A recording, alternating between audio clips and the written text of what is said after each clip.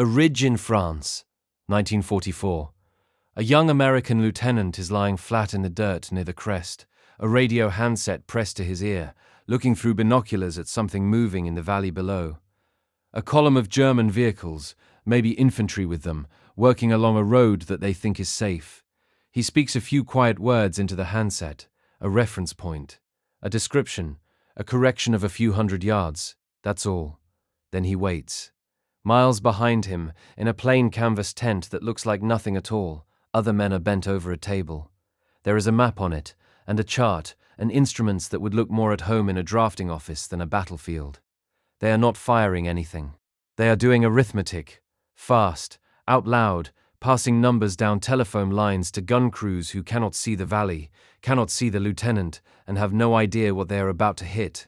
And then, without a single warning shot, the valley erupts. Not one gun. Not one battery firing and then correcting. Dozens of guns, scattered across miles of countryside, all of them firing at once, and every shell arriving in the same few seconds, all together, on a target none of the gunners ever saw. The Germans in that valley never heard it coming, because there was nothing to hear until everything arrived at once. Tonight's file is not about a gun. It's about that tent, because the deadliest American weapon of the Second World War, the one German soldiers came to fear above tanks, above aircraft, above anything, was not a weapon at all. It was a room, a chart, and a radio, and a way of thinking that no other army in the world had worked out. Stay with me, because it was invented by men with almost no money, in a schoolhouse in Oklahoma, years before the war began. To feel why that tent mattered, you have to understand what artillery was before it, and what everyone simply accepted as the way things were. Artillery is old. Cannon are old. By the Second World War, every major army had good guns, and Germany's were among the best in the world.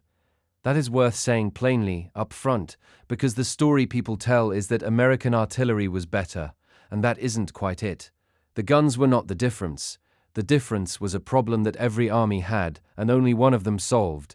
The problem is this: a gun crew cannot see the enemy. They are miles back, behind a hill, firing up and over it at a target they will never lay eyes on. So how does the shell find the target? Somebody who can see the target has to tell the guns where to shoot, and the guns have to do the math to turn that farmhouse over there into an exact angle and an exact charge and an exact elevation. And traditionally, that was slow, and it was clumsy, and it warned the enemy. Here's why. Each battery, each little group of guns, largely worked out its own firing solution on its own. To get on target, a gun would fire a ranging shot, see where it landed, correct, fire again, correct again, walking the shells onto the target one at a time, which meant the very first shells were a warning. If you were the enemy, the first round that landed near you was a gift. It told you to get into a hole right now, because the accurate ones were coming. By the time the artillery was truly on target, the men it was aimed at were underground.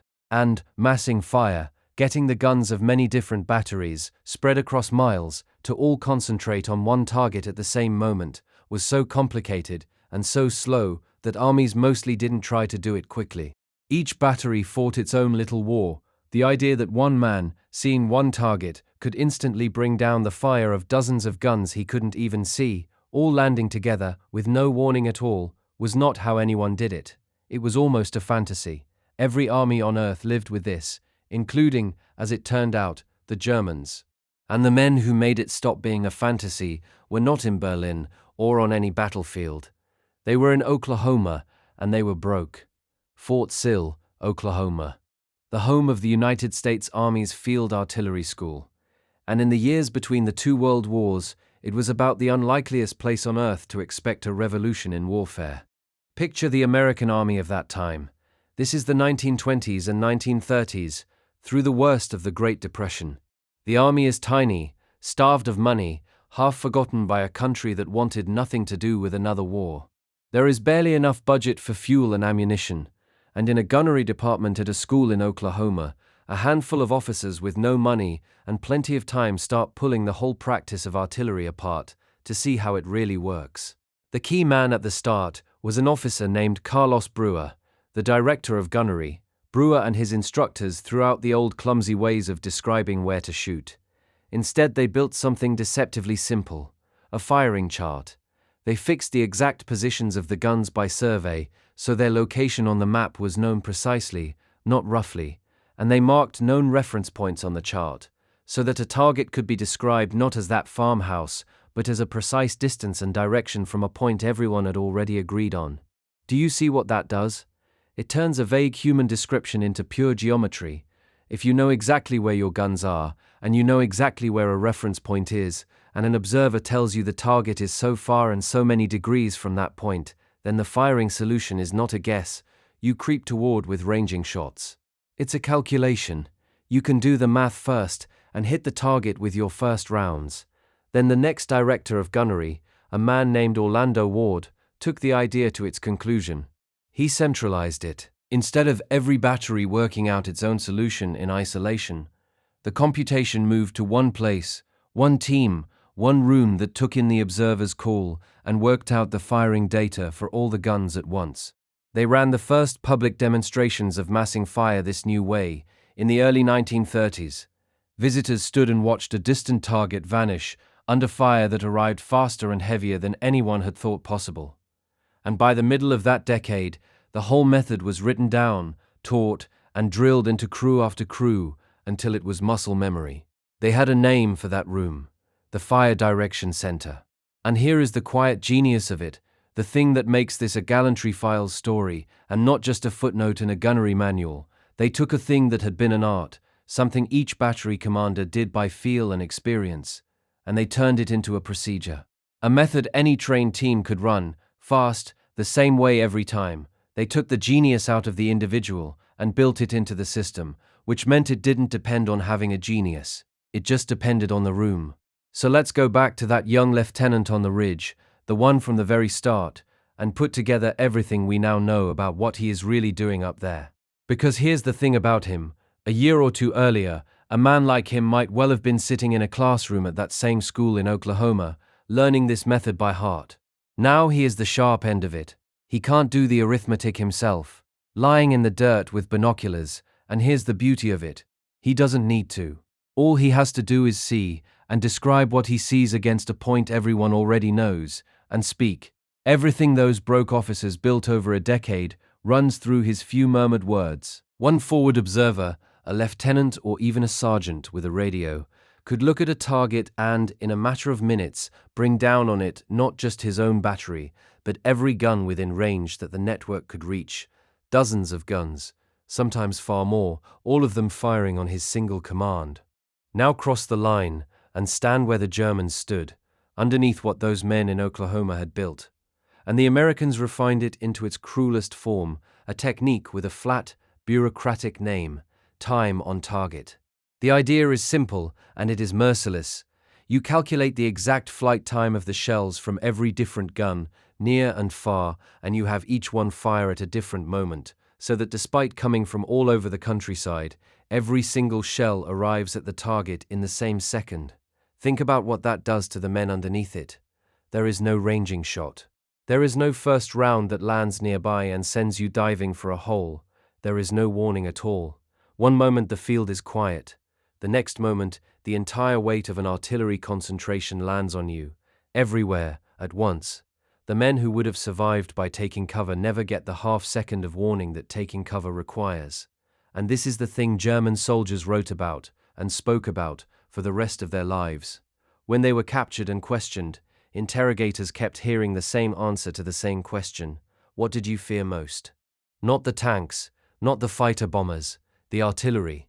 Because it was everywhere, and it was instant, and it came without warning, and you could not fight it, could not see it, could not shoot back at it. It was just death arriving out of a clear sky, on time, together. Now, I told you at the start I'd keep this honest, so here it is. This was not because German gunners were fools or their guns were bad. Their guns were excellent. What they did not have was the room. They did not have the survey, the central computation, the radio net, and the sheer mountain of ammunition that let a single observer conjure the fire of an entire region onto one spot in minutes. German artillery was a collection of very good guns. American artillery was a system. And a system beats a collection every single time.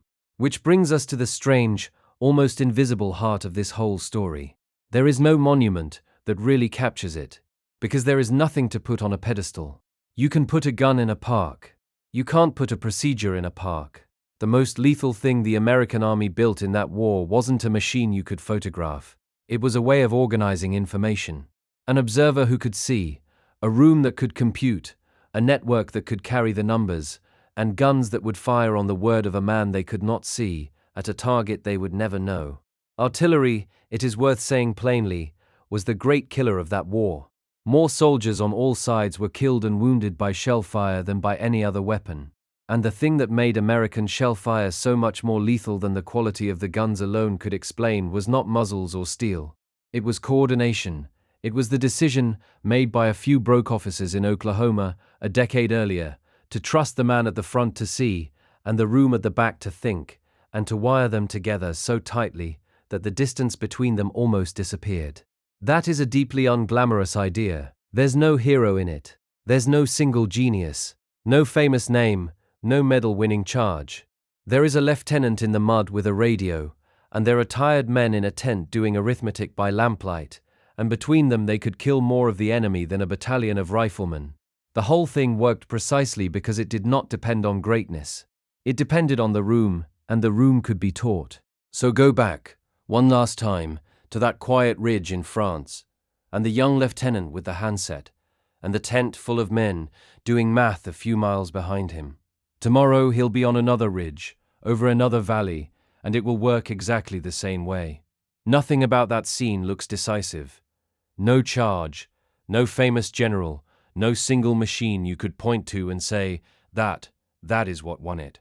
Just a man watching a valley, a few murmured words, and a room full of arithmetic, and then the whole sky coming down at once on an enemy who never heard it start. The Germans feared it more than anything else the Americans had, and they never quite worked out how it was done, because they were looking for a better gun, and the answer was never a gun. The answer was a room, a chart, and a radio, invented by men with no money in a schoolhouse in Oklahoma, years before the first shot of the war was fired. They didn't leave their names on it. They left something better. They left a way of doing things that meant an ordinary observer and an ordinary crew, wired together the right way, could do what no genius alone had ever managed. The guns got the credit. The room won the war. Before you go, I've got a question for you. Did anyone in your family serve? Tell me about them in the comments. A name, a unit, a story handed down. These files only survive because people take the time to tell them. And if you've stayed this long, 3 small things help keep this channel going.